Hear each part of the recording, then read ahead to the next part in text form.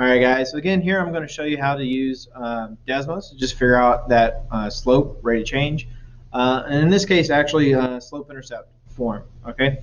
So again, I'm going to use linear regression to do all of this. Linear regression is like it's the best thing in the world for doing a lot of this type of things. It helps you figure out everything about lines, right? So given here, we have two different points. So again, 2 points, I put them into a table. I'm always putting my points into a table. I'm never going to be writing them out as an ordered pair. Okay, don't get in that habit. Do not write those points as ordered pairs. Just don't. Okay, put them in as tables. That's going to be a very big help with everything. Okay, just getting used to typing them into here as tables. Because whenever you're manipulating data in technology or anything like that, whenever you're using technology, you're always going to be putting them into tables. You're never going to be inputting an ordered pair into technology, right? You're never going to do this in the real world, like applications or anything like that. You're always going to be putting things into databases, okay? And databases use tables. So don't use ordered pairs. Use the table. So I'm going to put my points into the table, zoom out a little bit. What's also a cool little feature, if you click that little plus symbol right here, it's going to zoom to fit your data, okay? So it'll zoom to fit into things. Now, you got to be careful because what you just noticed is that it distorted my graph a little bit, okay? So if you look back at it, like it's not going to be a true representation, like it's skewed, okay? So everything is not uniform in that sense, okay? So you just got to be careful with that. So here we go. We got our 2 points. Let me graph this linear regression. So y1 tilde mx1 plus b. And one thing you can also do with your kids is just let them know, like, hey, like, you know, you can just change the table for new points. Like, you don't have to get rid of this stuff.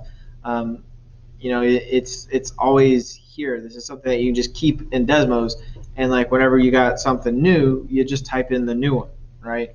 So this is a great way to just kind of go quickly through problems, because a lot of the things that we're doing on STAR are going to involve linear regression, or can be solved easily with linear regression. Okay.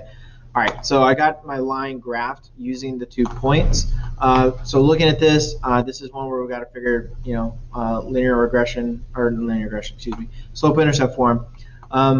So you can probably tell just by looking at it, right? Y equals 0.25 x plus 3. So that means we're immediately going to go with answer choice F.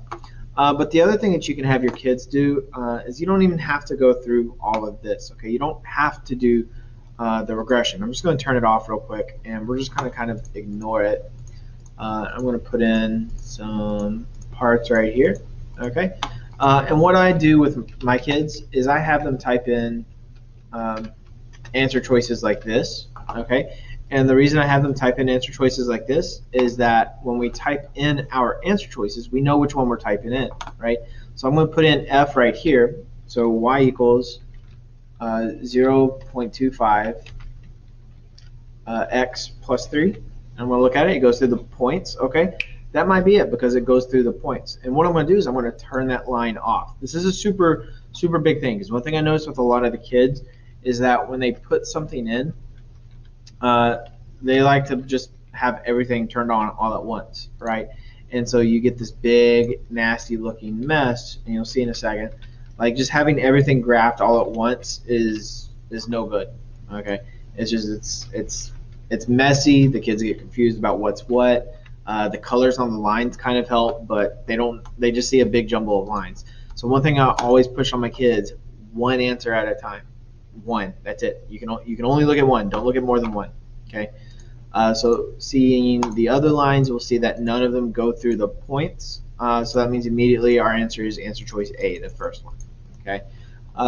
So again, there's several different ways that you can do a lot of this stuff. But my favorite thing is to show the kids this right here, right? If you can get this, you can get the line graphed. Okay, so linear regression, my favorite.